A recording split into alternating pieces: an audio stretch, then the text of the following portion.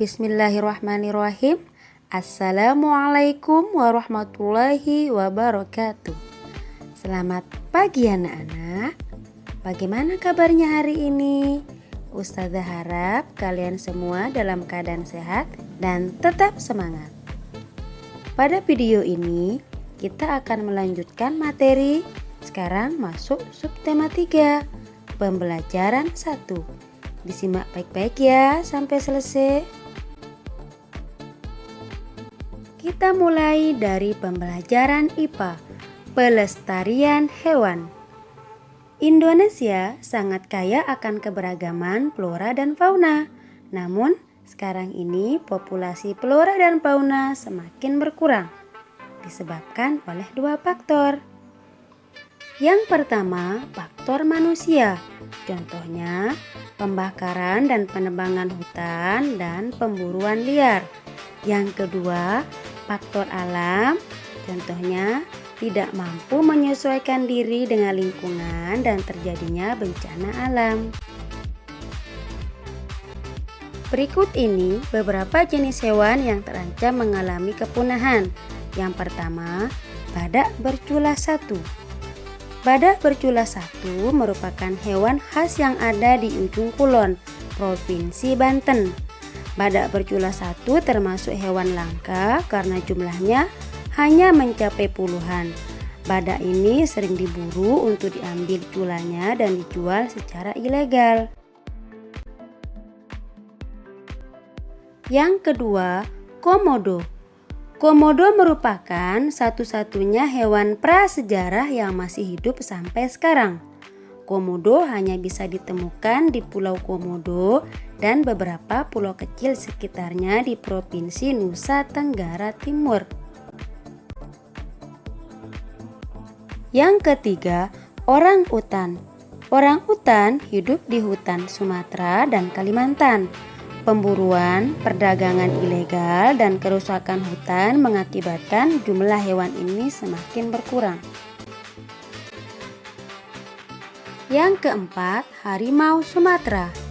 Habitat asli harimau Sumatera sudah mengalami kerusakan karena pembukaan hutan untuk perkebunan dan pemukiman. Jumlah harimau Sumatera juga semakin berkurang karena pemburuan liar untuk mendapatkan kulitnya. Kulit harimau Sumatera digunakan sebagai bahan untuk membuat jaket, tas, atau hiasan dinding. Yang kelima, anoa.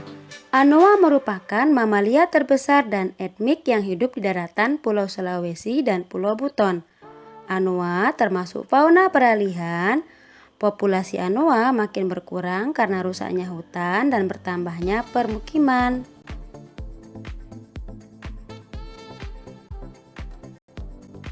Yang keenam, burung cendrawasih. Burung cendrawasih merupakan burung khas Papua. Populasi burung yang berbulu sangat indah ini makin berkurang karena diburu dan penebangan hutan. Yang ketujuh, burung jalak Bali. Jalak Bali memiliki bulu indah dan suara merdu sehingga sering diburu untuk dijadikan hewan piaraan. Sesuai namanya, burung ini banyak terdapat di Pulau Bali. Habitat tempat burung ini berlindung dan berkembang biak mulai berkurang akibat penebangan hutan.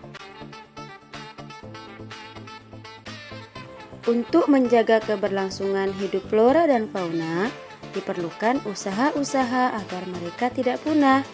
Nah, apa saja yang harus dilakukan untuk menjaga kelestarian hewan-hewan tersebut?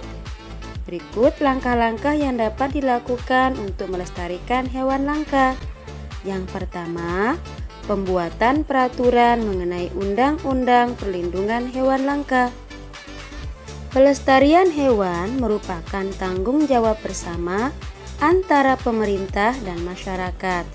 Salah satu upaya pemerintah dalam menjaga kelestarian hewan yaitu dengan mengeluarkan Undang-Undang Perlindungan Hewan dan Undang-Undang Pemburuan.